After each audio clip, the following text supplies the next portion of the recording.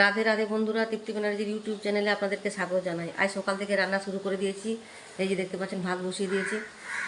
আজকের মেনুতে থাকছে অরহর ডাল, ডিম ভাজা আর আলুর তরকারি। আজ বেশি কিছু করছি না, তার কারণে যে মটরশুঁটির কচুরি করবো, তাতে একটু সময় লাগবে।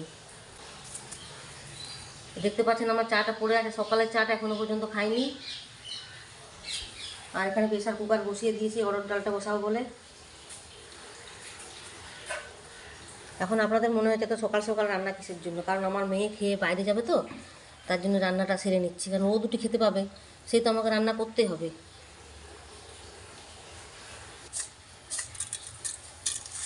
অরহর ডালটা হতে হতে আমার চাটা খাওয়া হয়ে যাবে।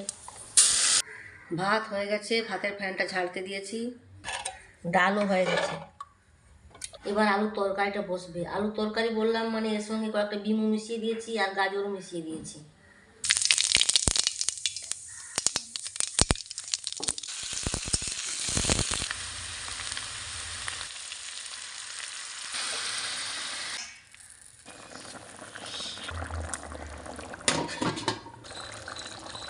আমার আলুর তরকারি হয়ে গেছে। এবার বাবা আর মায়ের জন্য হরলিক্স হচ্ছে। মেনুতে সামান্য পরিবর্তন, ডিম ভাজার পরিবর্তে থাকছে মাছের ঝাল। লঙ্কা দিচ্ছি? হ্যাঁ, লঙ্কাটা দাও। রান্না করছে আমার মেয়ে, রান্না শিখছে আমার কাছে। এই চুপ করো তো, ঝাল করে ইয়ে করবো। বেশি পেট কাটে না, ঝাল হয়ে যাবে। ঘুরে থাকো পরে আমি ইয়ে করবো। তবে জলটা দিচ্ছি আমি, ঠিক হয়ে যাবে।